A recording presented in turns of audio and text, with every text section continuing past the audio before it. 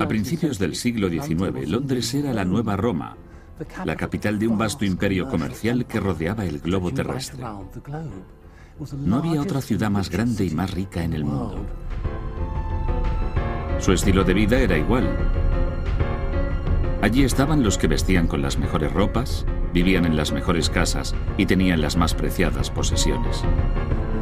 Londres parecía una nueva Roma, pero las fábricas de la revolución industrial le daban un toque distinto. En la antigua Roma, la buena vida era disfrutada solo por los miembros de la élite gobernante, pero en esta nueva Roma las cosas eran muy distintas. La industrialización implicaba que una creciente mayoría de la sociedad podía disfrutar de los beneficios ofrecidos por el nuevo estatus de Londres y la cada vez más numerosa clase media podía permitirse tener aspiraciones. La revolución industrial iba a crear con este proceso un nuevo mundo fácilmente reconocible, el mundo del hogar moderno.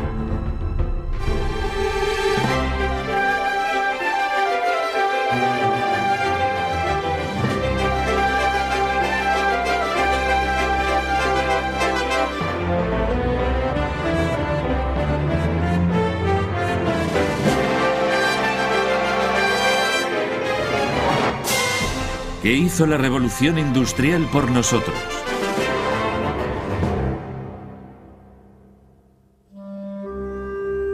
Vida urbana. Durante la revolución industrial, la economía de Inglaterra había empezado a prosperar. Para que siguiera prosperando, la ciudad de Londres necesitaba una maquinaria financiera totalmente nueva. El Banco de Inglaterra ya estaba allí. La bolsa ya funcionaba en 1773 y en 1771 Lloyd's Underwriters se estableció justo en esta misma calle. De modo que la City, tal como la conocemos, empezaba a emerger. Y esos nuevos mecanismos comerciales necesitaban un nuevo tipo de trabajador que los manejase. Estos trabajadores se convirtieron en la espina dorsal de la clase media emergente. Puede que quisieran trabajar en la City, pero querían vivir en otro lugar. En lugar del ruido, la suciedad y el ajetreo de la City de Londres, querían estar rodeados de ambientes tranquilos, bien iluminados, saludables y, por encima de todo, modernos y elegantes. Bienvenidos al nuevo West End. Entre 1760 y 1840, el boom inmobiliario estaba transformando Londres y los edificios georgianos se multiplicaban en Marylebone, Bloomsbury y Belgravia. La rápida expansión fue satirizada en un chiste. Londres se va de la ciudad. Para ayudar a evitar la mala construcción, el boom estaba controlado por el Acta de Edificación de 1774. Las casas se construían solamente con materiales resistentes a los incendios, como el ladrillo. Las paredes tenían que construirse con un grosor especial. El uso de la madera estaba estrictamente controlado, porque podía incendiarse fácilmente, y esta era reemplazada por el hierro, como en este balcón. Las ventanas tenían que estar a 10 centímetros de la fachada, y los marcos tenían que estar cubiertos de ladrillo por fuera para proteger la madera del fuego. Y los tejados estaban cubiertos de un material no combustible, como la pizarra. El objetivo principal del acta era asegurar que las casas como esta eran construidas sólidamente y a prueba de incendios. Pero sus consecuencias llegaron mucho más allá. El acta era una camisa de fuerza para la salvaje especulación inmobiliaria. Al trabajar con esta presión, los constructores hacían lo posible para estandarizar la construcción de las viviendas. Esta maqueta desvela los secretos de la casa georgiana con terraza de la última época producida en serie. Por dentro las cosas son simples, desde luego, muy económicas y con un gasto mínimo en materiales, lo esencial para que el constructor obtenga un beneficio. Pocas paredes interiores de tamaño estructural, y lo que resulta fascinante son estas vigas de pino adquiridas en los muelles de Londres que realmente determinan el ancho del edificio. Esto es un tronco de árbol, de modo que nos da unos 6 o 7,5 metros de ancho. Además, si miramos aquí abajo, los cimientos son prácticamente inexistentes. Los cimientos eran caros, así que estos edificios se hicieron relativamente pequeños. 3 o 4 plantas por encima del suelo sería la altura máxima a la que se podía llegar sin tener mayores cimientos. Y lo que es realmente intrigante es que cada casa es una unidad, un componente en una parte de la ciudad producida en serie.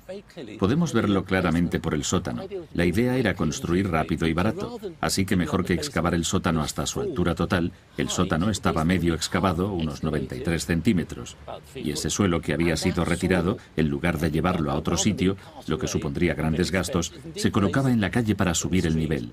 La cocina bajaba 93 centímetros, que con los 93 centímetros hacia arriba nos daba un total de 186 centímetros, casi la altura del techo para la cocina.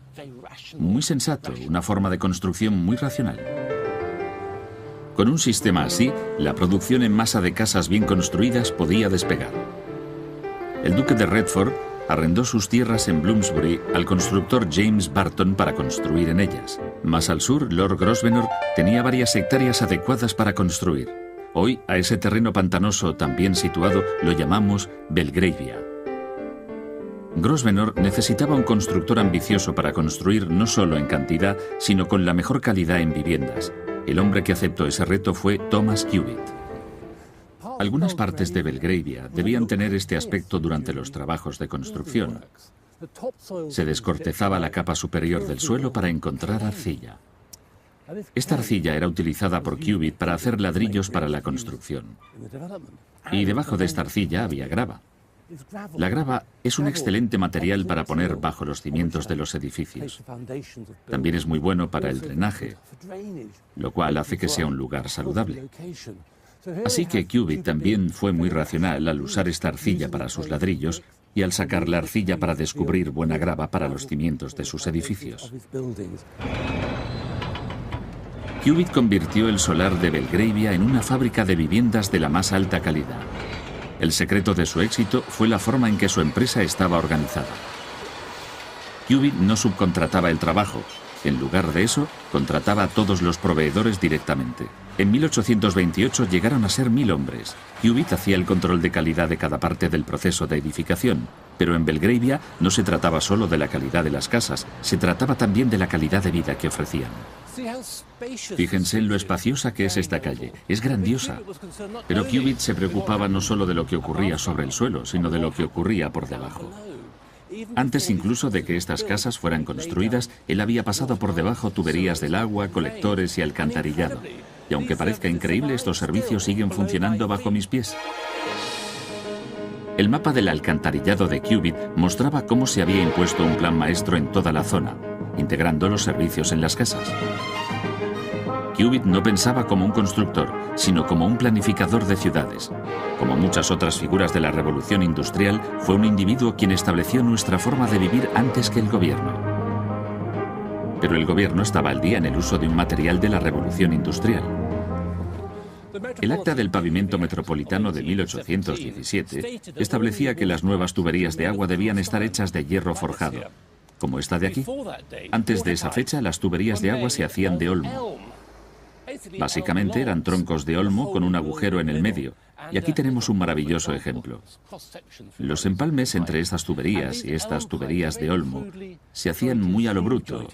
La manga se empalmaba metiendo un extremo dentro de la otra. Esto significaba que perdían muchísima agua. Había que distribuir el agua a muy poca presión y el agua chorreaba por las calles provocando un sinfín de reparaciones, una cosa terrible. Esta tubería de hierro forjado supone un gran avance. Producida en serie, barata, con las juntas muy apretadas, no originaba goteo. Así que el agua se podía distribuir a mayor presión, lo cual significaba que el agua podía llegar a los pisos altos de la casa. Con agua disponible en toda la casa, la revolución industrial nos había dado el baño moderno, completado con cepillos de dientes producidos en serie y la recién inventada llave del grifo. La nueva red de tuberías de hierro forjado se extendió por todo Londres, y el consumo de agua en los nuevos hogares inmediatamente se disparó. Los gerentes de Middlesex Water Works achacaban el enorme número de retretes y baños al lujo de la época.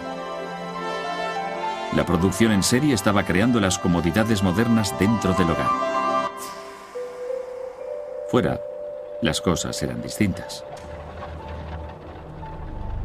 Las calles poco iluminadas de Londres solían ser lugares peligrosos. Si no te caías en uno de los agujeros que dejaban los constructores, otros peligros te harían caer.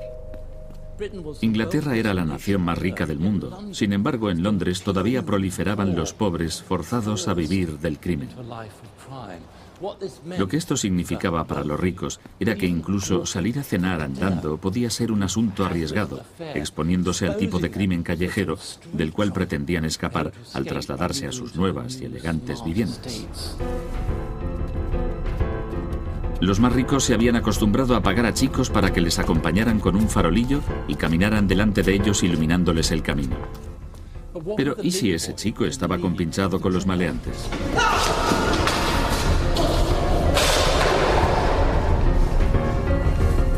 Las lámparas de aceite de entonces no tenían fuerza suficiente para mantener la seguridad en las calles. Por suerte, una nueva fuente de luz iba a iluminar las cosas gracias al escocés William Murdoch. Murdoch era un ingeniero y un gran inventor. Había dedicado su inquisitivamente a mejorar la iluminación de su casa utilizando un material que nadie había probado. Sorprendentemente, la fuente de esta nueva luz estaba bajo tierra. El carbón, cuando se calienta, produce un gas inflamable. Y ese gas, a su vez, cuando se enciende, produce una llama brillante y muy agradable. Aquí tengo un trozo de carbón y aquí dentro hay un carbón parecido calentándose. Y para mostrarles lo que quiero decir, voy a intentar reproducir uno de los primeros experimentos de Murdoch. Él utilizó este hervidor lleno de carbón calentado con un cañón de fusil atado en un lado por el que salía el gas. Yo uso un equipo moderno, con varios dispositivos de seguridad como este, para detener la llama si se inclina hacia atrás. Pero lo que ocurre en principio es que al calentarse el carbón, el gas va por aquí, a través de las válvulas de seguridad. Sube hasta este recipiente y se queda aquí. Y el gas saldrá por este extremo de aquí. Para demostrar lo que está ocurriendo, voy a encender esta pluma y la acerco aquí. Aquí tenemos la genuina luz y el olor del antiguo Londres georgiano, iluminado con gas de carbón. Murdoch había conseguido destilar la mezcla de hidrógeno y metano del carbón. Luego utilizó esa luz no solo en su casa, sino también en varias fábricas. Pero como ocurre a menudo en la revolución industrial, el inventor que lo ha descubierto no es el que se lleva la gloria. El hombre que le robó el espectáculo a Murdoch era un extravagante alemán con talento para las relaciones públicas, Friedrich Winsley. Después de cambiarse el nombre por el de Frederick Windsor, este empresario puso una instalación de gas frente a la casa del príncipe de Gales en 1807. Todavía hay farolas de gas funcionando allí hoy. Estas farolas causaron gran sensación. No solo eran decorativas, sino totalmente prácticas. Hacían seguras las calles. Y lo que es igualmente increíble es que esta farola es más o menos de esa época. El sello real que está aquí es de Jorge IV, es decir, que se hizo entre 1820 y 1830. Absolutamente asombroso. Así que esta farola de gas sigue desempeñando la misma función ahora que por entonces. Es asombroso. En 1812, la compañía de luz de gas y coque de Windsor empezó las obras para tener gas centralizado en Londres. En 1823 había 4 compañías de gas y entre todas habían instalado 322 kilómetros de tuberías. Las lámparas de gas pronto empezarían a usarse para iluminar interiores y más de 7.000 calles fueron iluminadas con gas. Londres estaba iluminado como nunca lo había estado. Las calles ya no eran lugares a evitar.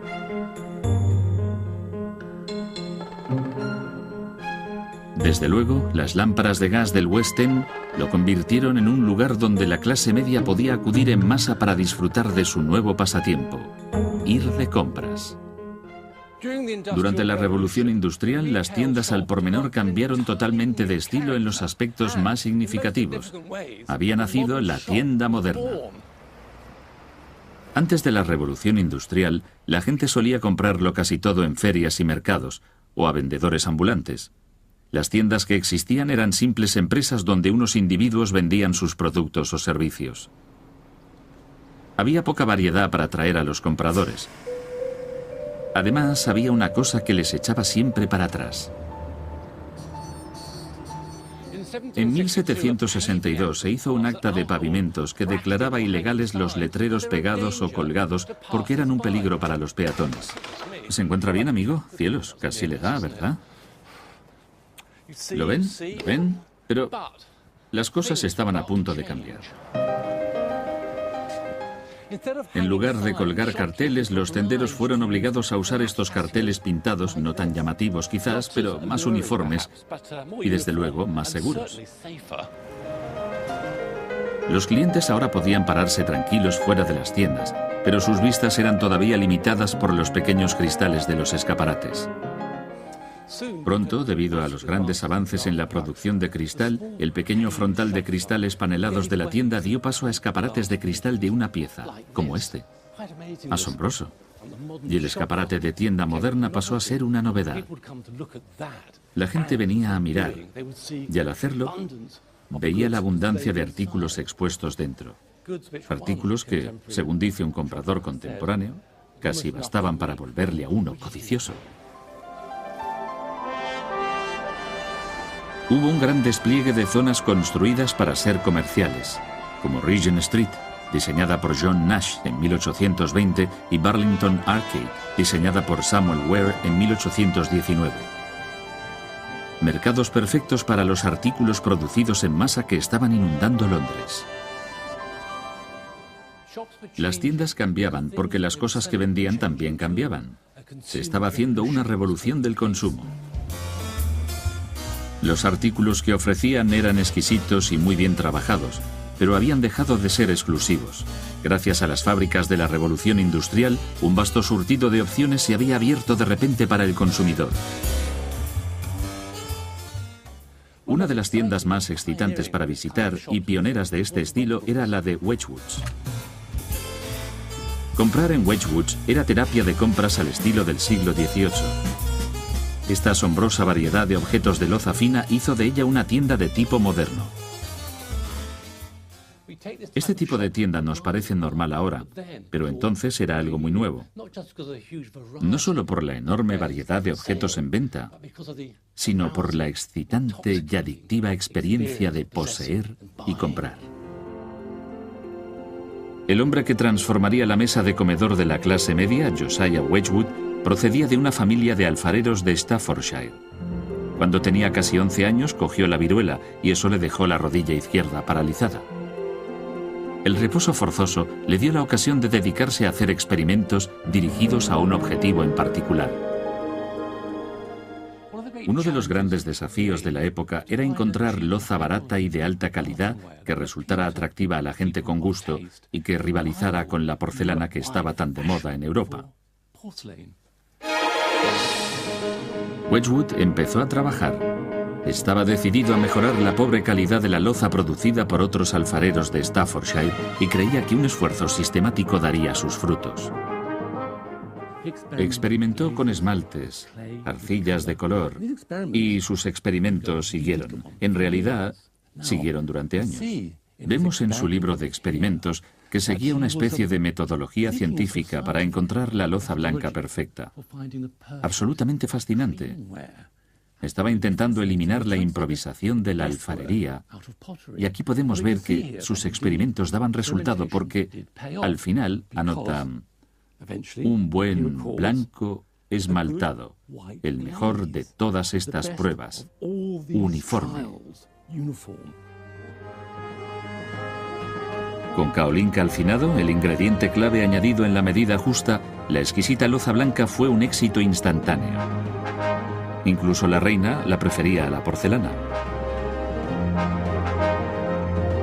Pero la ambición de Wedgwood no era solo llenar las casas de la aristocracia, sino introducir la loza blanca en todos los hogares de clase media del país. Una ambición que solo podría satisfacer con la producción en serie.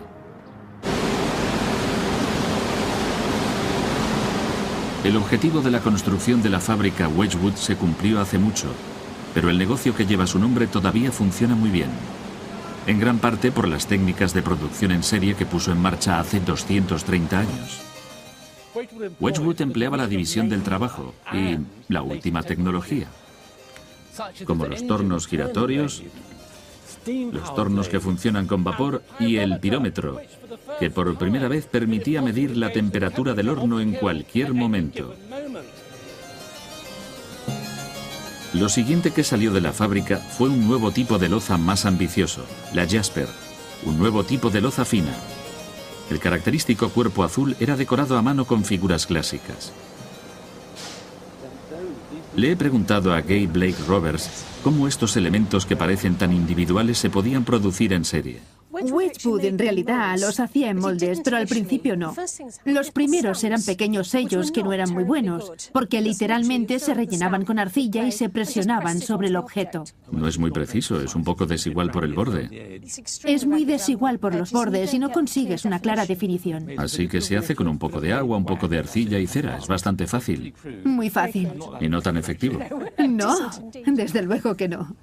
Lo que hicieron a continuación fue buscar a los grandes artistas del momento, que modelaban en cera los relieves que él quería, y de esa cera se hacía un relieve. Primero en molde de yeso y a partir de ahí se hacía una versión de arcilla endurecida al horno, y todos los moldes sucesivos se hacían a partir de este. Así, toda la delicadeza y el detalle se reproducía una y otra vez. Fantástico. Así que todo esto forma parte, obviamente, de un primer proceso de producción en serie. Además de ser muy bonito, es muy ingenioso, ¿no? Quiero decir, me encantaría ver si puedo decorar un jarrón Jasper.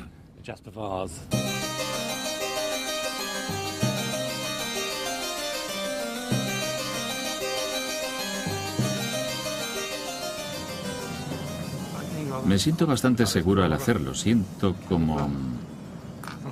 No lo hago demasiado mal.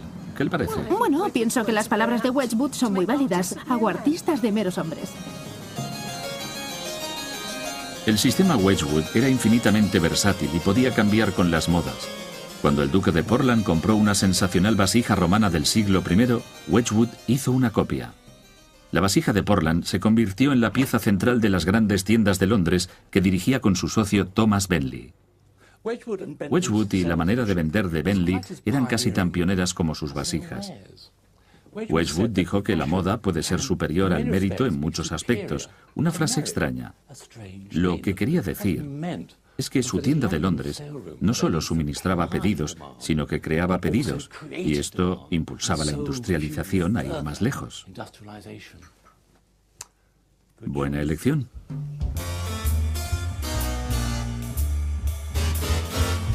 Wedgwood y Bentley fueron pioneros en la nueva técnica que haría que las amas de casa siempre quisieran más.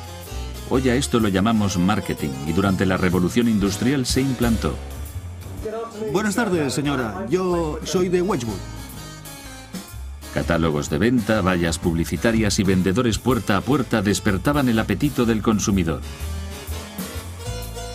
Pero para llegar al mercado de masas, los fabricantes georgianos tenían la mirada puesta en una forma de hacer publicidad por encima de todas, los periódicos.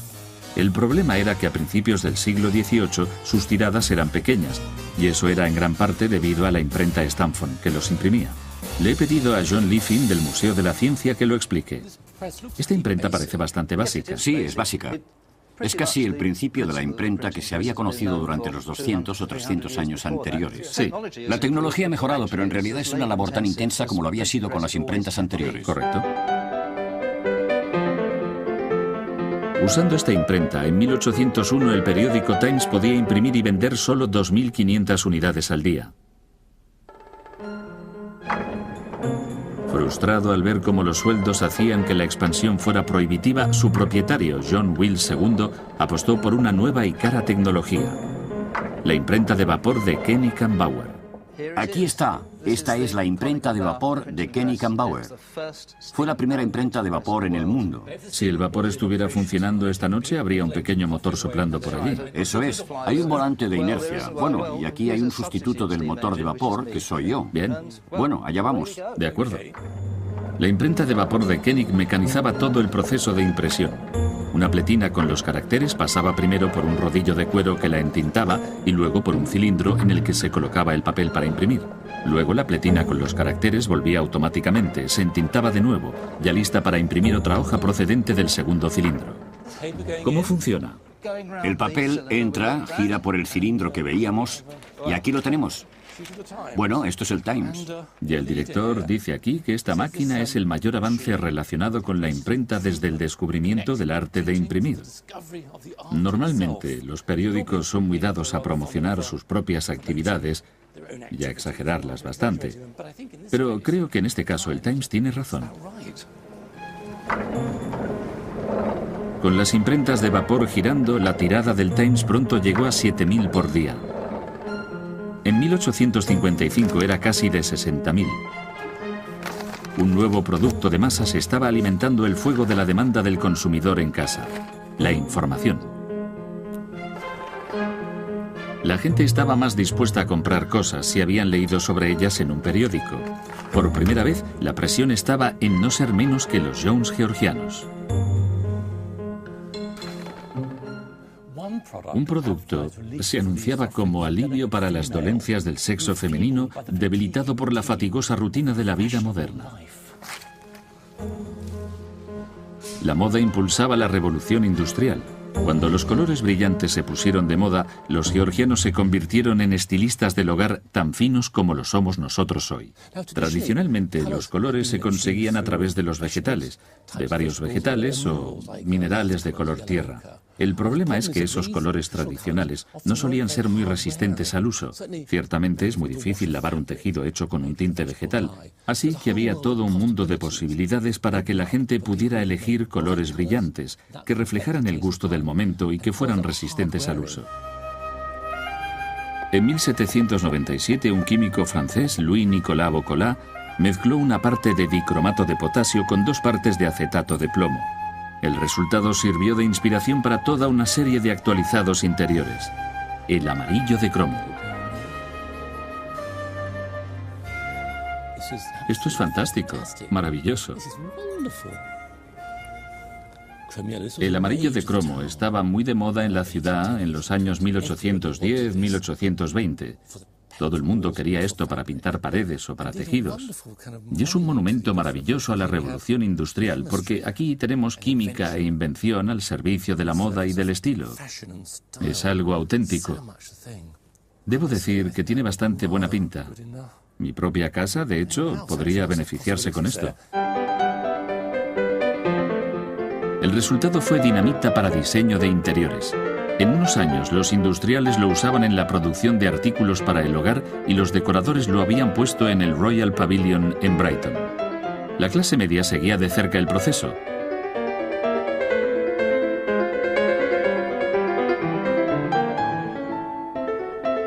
Se producían muebles de gran calidad con diseños uniformes en masa. Los periódicos y revistas también vestían a la moda y daban mucho de qué hablar. Las vajillas a juego daban a las mesas de clase un aire distinguido reconocible en cada una de las casas con terrazas sólidamente construidas.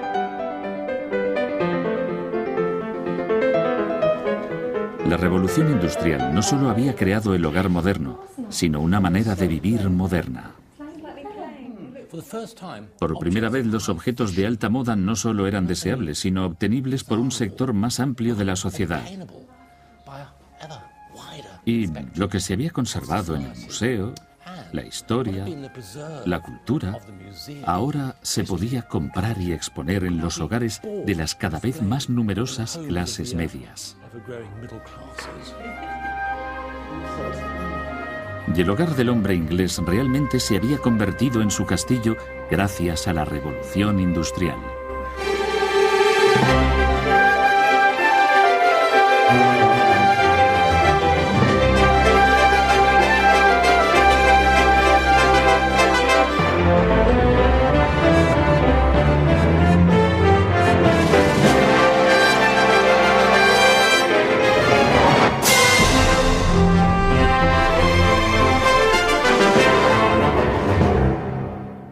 Que realmente determinan el ancho del edificio. Esto es un tronco de árbol, de modo que nos da unos 6 o 7,5 metros de ancho. Además, si miramos aquí abajo, los cimientos son prácticamente inexistentes. Los cimientos eran caros, así que estos edificios se hicieron relativamente pequeños. 3 o 4 plantas por encima del suelo sería la altura máxima a la que se podía llegar sin tener mayores cimientos. Y lo que es realmente intrigante es que cada casa es una unidad, un componente en una parte de la ciudad producida en serie. Podemos verlo claramente por el sótano. La idea era construir rápido y barato, así que mejor que excavar el sótano hasta su altura total, el sótano estaba medio excavado, unos 93 centímetros, y ese suelo que había sido retirado, en lugar de llevarlo a otro sitio, lo que supondría grandes gastos, se colocaba en la calle para subir el nivel. La cocina bajaba 93 centímetros, que con los 93 centímetros hacia arriba nos daba un total de 186 centímetros, casi la altura del techo para la cocina. Muy sensato, una forma de construcción muy racional. Con un sistema así, la producción en masa de casas bien construidas podía despegar. El duque de Redford arrendó sus tierras en Bloomsbury al constructor James Barton para construir en ellas. Más al sur, Lord Grosvenor tenía varias hectáreas adecuadas para construir. Hoy, a ese terreno pantanoso tan bien situado lo llamamos Belgravia. Grosvenor necesitaba un constructor ambicioso para construir no solo en cantidad, sino con la mejor calidad en viviendas. El hombre que aceptó ese reto fue Thomas Cubitt.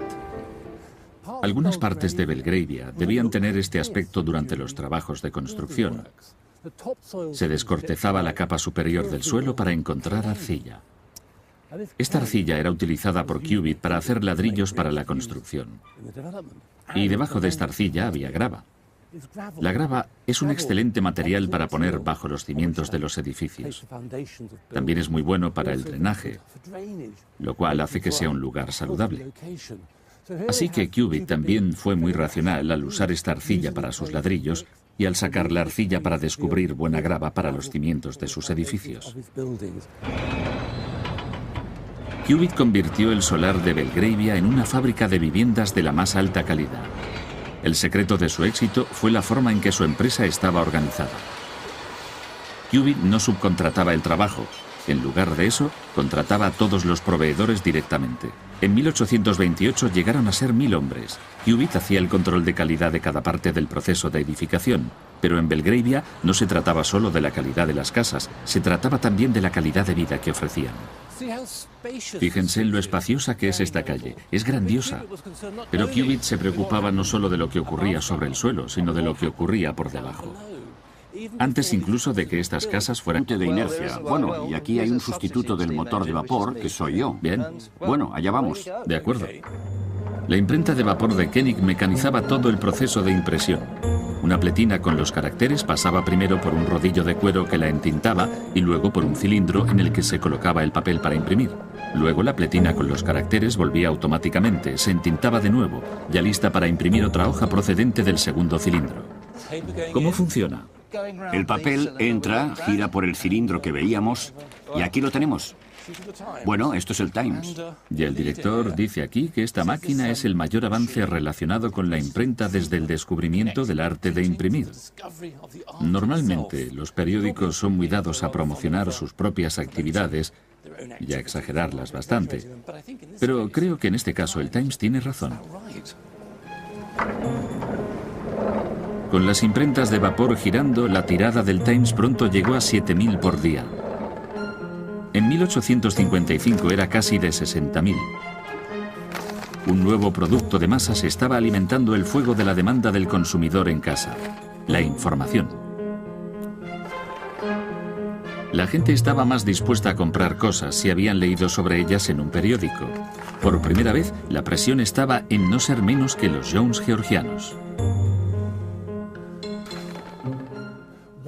Un producto se anunciaba como alivio para las dolencias del sexo femenino debilitado por la fatigosa rutina de la vida moderna.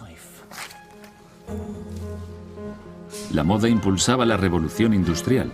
Cuando los colores brillantes se pusieron de moda, los georgianos se convirtieron en estilistas del hogar tan finos como lo somos nosotros hoy. Tradicionalmente, los colores se conseguían a través de los vegetales, de varios vegetales o minerales de color tierra. El problema es que esos colores tradicionales no solían ser muy resistentes al uso.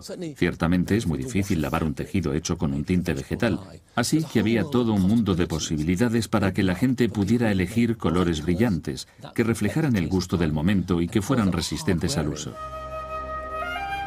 En 1797, un químico francés, Louis-Nicolas Vauquelin, mezcló una parte de dicromato de potasio con 2 partes de acetato de plomo.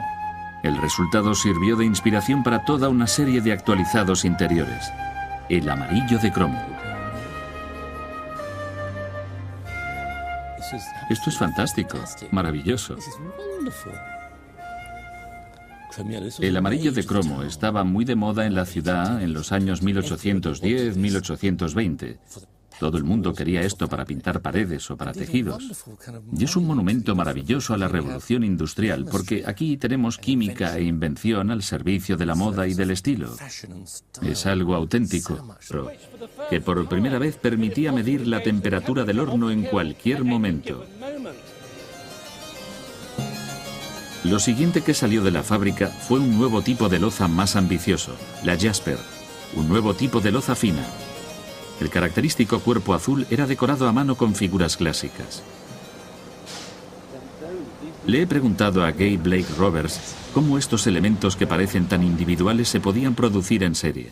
Wedgwood en realidad los hacía en moldes, pero al principio no.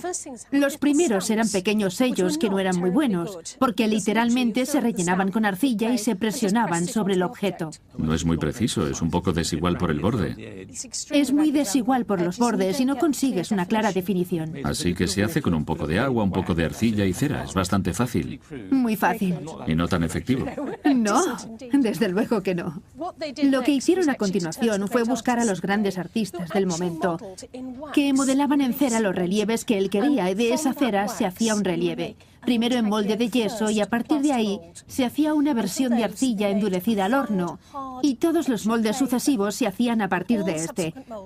Así, toda la delicadeza y el detalle se reproducía una y otra vez. Fantástico. Así que todo esto forma parte, obviamente, de un primer proceso de producción en serie. Además de ser muy bonito, es muy ingenioso, ¿no?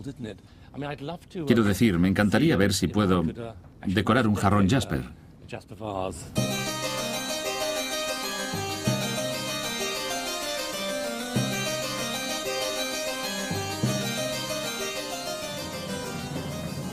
Me siento bastante seguro al hacerlo. Siento como... No lo hago demasiado mal. ¿Qué le parece? Bueno, pienso que las palabras de Wedgwood son muy válidas. Hago artistas de meros hombres. El sistema Wedgwood era infinitamente versátil y podía cambiar con las modas. Cuando el duque de Portland compró una sensacional vasija romana del siglo I, Wedgwood hizo una copia. La vasija de Portland se convirtió en la pieza central de las grandes tiendas de Londres que dirigía con su socio Thomas Bentley. Wedgwood y la manera de vender de Bentley eran casi tan pioneras como sus vasijas. Wedgwood dijo que la moda puede ser superior al mérito en muchos aspectos, una frase extraña. Lo que quería decir es que su tienda de Londres no solo suministraba pedidos, sino que creaba pedidos, y esto impulsaba la industrialización a ir más lejos. Buena elección.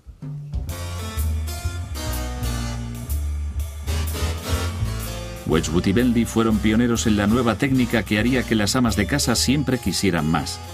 Hoy a esto lo llamamos marketing y durante la revolución industrial se implantó. Buenas tardes, señora. No había otra ciudad más grande y más rica en el mundo. Su estilo de vida era igual. Allí estaban los que vestían con las mejores ropas, vivían en las mejores casas y tenían las más preciadas posesiones. Londres parecía una nueva Roma, pero las fábricas de la revolución industrial le daban un toque distinto. En la antigua Roma, la buena vida era disfrutada solo por los miembros de la élite gobernante, pero en esta nueva Roma las cosas eran muy distintas. La industrialización implicaba que una creciente mayoría de la sociedad podía disfrutar de los beneficios ofrecidos por el nuevo estatus de Londres y la cada vez más numerosa clase media podía permitirse tener aspiraciones. La revolución industrial iba a crear con este proceso un nuevo mundo fácilmente reconocible, el mundo del hogar moderno.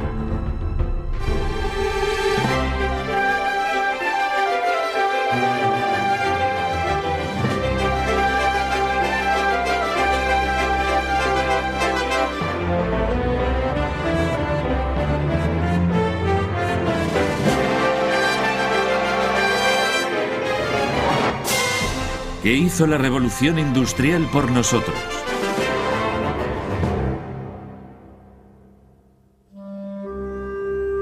Vida urbana.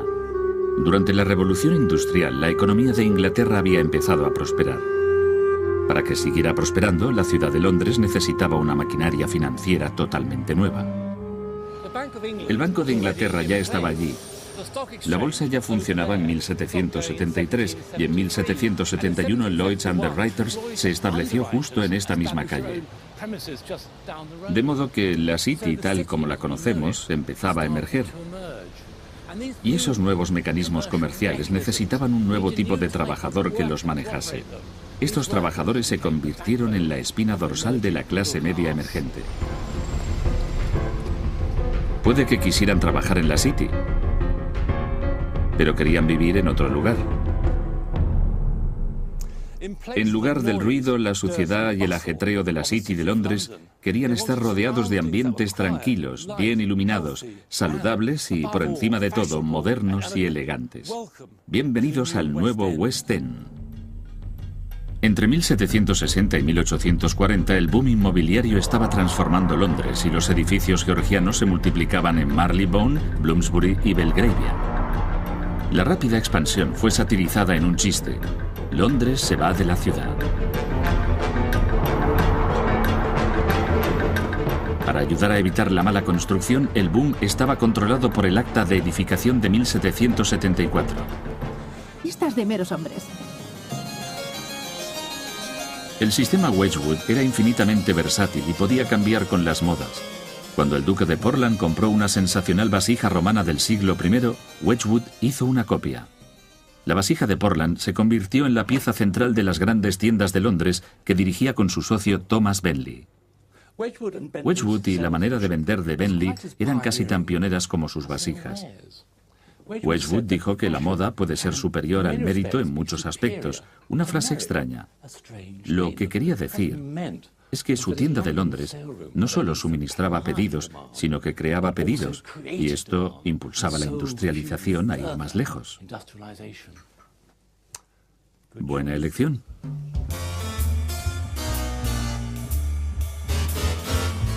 Wedgwood y Bentley fueron pioneros en la nueva técnica que haría que las amas de casa siempre quisieran más. Hoy a esto lo llamamos marketing y durante la revolución industrial se implantó. Buenas tardes, señora. Yo soy de Wedgwood. Catálogos de venta, vallas publicitarias y vendedores puerta a puerta despertaban el apetito del consumidor. Pero para llegar al mercado de masas, los fabricantes georgianos tenían la mirada puesta en una forma de hacer publicidad por encima de todas: los periódicos. El problema era que a principios del siglo XVIII sus tiradas eran pequeñas, y eso era en gran parte debido a la imprenta Stanford, que los imprimía. Le he pedido a John Liffin del Museo de la Ciencia que lo explique. Esta imprenta parece bastante básica. Sí, es básica. Es casi el principio de la imprenta que se había conocido durante los 200 o 300 años anteriores. Sí. La tecnología ha mejorado, pero en realidad es una labor tan intensa como lo había sido con las imprentas anteriores. Correcto. Usando esta imprenta, en 1801 el periódico Times podía imprimir y vender solo 2.500 unidades al día. Frustrado al ver cómo los sueldos hacían que la expansión fuera prohibitiva, su propietario, John Wills II, apostó por una nueva y cara tecnología: la imprenta de vapor de Koenig & Bauer. Aquí está. Esta es la imprenta de vapor de Koenig & Bauer. Fue la primera imprenta de vapor en el mundo. Si el vapor estuviera funcionando esta noche, habría un pequeño motor soplando por allí. Eso es. Hay un volante de inercia. Bueno, y aquí hay un sustituto del motor de vapor, que soy yo. Bien. Bueno, allá vamos. De acuerdo. La imprenta de vapor de Koenig mecanizaba todo el proceso de impresión. Una pletina con los caracteres pasaba primero por un rodillo de cuero que la entintaba y luego por un cilindro en el que se colocaba el papel para imprimir. Luego la pletina con los caracteres volvía automáticamente, se entintaba de nuevo, ya lista para imprimir otra hoja procedente del segundo cilindro. ¿Cómo funciona? El papel entra, gira por el cilindro que veíamos, y aquí lo tenemos. 73 y en 1771 Lloyd's Underwriters se estableció justo en esta misma calle. De modo que la City, tal como la conocemos, empezaba a emerger. Y esos nuevos mecanismos comerciales necesitaban un nuevo tipo de trabajador que los manejase. Estos trabajadores se convirtieron en la espina dorsal de la clase media emergente. Puede que quisieran trabajar en la City, pero querían vivir en otro lugar. En lugar del ruido, la suciedad y el ajetreo de la City de Londres, querían estar rodeados de ambientes tranquilos, bien iluminados, saludables y, por encima de todo, modernos y elegantes. Bienvenidos al nuevo West End. Entre 1760 y 1840 el boom inmobiliario estaba transformando Londres y los edificios georgianos se multiplicaban en Marylebone, Bloomsbury y Belgravia. La rápida expansión fue satirizada en un chiste: Londres se va de la ciudad. Para ayudar a evitar la mala construcción, el boom estaba controlado por el Acta de Edificación de 1774. Las casas se construían solamente con materiales resistentes a los incendios, como el ladrillo. Las paredes tenían que construirse con un grosor especial. El uso de la madera estaba estrictamente controlado, porque podía incendiarse fácilmente, y esta era reemplazada por el hierro, como en este balcón. Las ventanas tenían que estar a 10 centímetros de la fachada, y los marcos tenían que estar cubiertos de ladrillo por fuera para proteger la madera del fuego. Y los tejados estaban cubiertos de un material no combustible, como la pizarra. El objetivo principal del acta era asegurar que las casas como esta eran construidas sólidamente y a prueba de incendios. Pero sus consecuencias llegaron mucho más allá. El acta era una camisa de fuerza para la salvaje especulación inmobiliaria. Al trabajar con esta presión, los constructores hacían lo posible para estandarizar la construcción de las viviendas. Esta maqueta desvela los secretos de la casa georgiana con terraza de la última época producida en serie. Por dentro las cosas son simples, desde luego, muy económicas y con un gasto mínimo en materiales, lo esencial para que el constructor obtenga un beneficio. Pocas paredes interiores de tamaño estructural, y lo que resulta fascinante son estas vigas de pino adquiridas en los muelles de Londres que realmente determinan el ancho del edificio. Esto es un tronco de árbol, de modo que nos da unos 6 o 7,5 metros de ancho. Además, si miramos aquí abajo, los cimientos son prácticamente inexistentes. Los cimientos eran caros, así que estos edificios se hicieron relativamente pequeños. 3 o 4 plantas por encima. A John Liffin, del Museo de la Ciencia, que lo explique. Esta imprenta parece bastante básica. Sí, es básica. Es casi el principio de la imprenta que se había conocido durante los 200 o 300 años anteriores. Sí. La tecnología ha mejorado, pero en realidad es una labor tan intensa como lo había sido con las imprentas anteriores. Correcto. Usando esta imprenta, en 1801 el periódico Times podía imprimir y vender solo 2.500 unidades al día. Frustrado al ver cómo los sueldos hacían que la expansión fuera prohibitiva, su propietario, John Wills II, apostó por una nueva y cara tecnología: la imprenta de vapor de Koenig & Bauer. Aquí está. Esta es la imprenta de vapor de Koenig & Bauer. Fue la primera imprenta de vapor en el mundo. Si el vapor estuviera funcionando esta noche, habría un pequeño motor soplando por allí. Eso es. Hay un volante de inercia. Bueno, y aquí hay un sustituto del motor de vapor, que soy yo. Bien. Bueno, allá vamos. De acuerdo. La imprenta de vapor de Koenig mecanizaba todo el proceso de impresión. Una pletina con los caracteres pasaba primero por un rodillo de cuero que la entintaba y luego por un cilindro en el que se colocaba el papel para imprimir.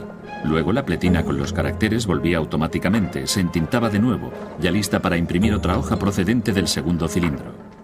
¿Cómo funciona? El papel entra, gira por el cilindro que veíamos y aquí lo tenemos. Bueno, esto es el Times. Y el director dice aquí que esta máquina es el mayor avance relacionado con la imprenta desde el descubrimiento del arte de imprimir. Normalmente, los periódicos son muy dados a promocionar sus propias actividades y a exagerarlas bastante. Pero creo que en este caso el Times tiene razón. Con las imprentas de vapor girando, la tirada del Times pronto llegó a 7.000 por día.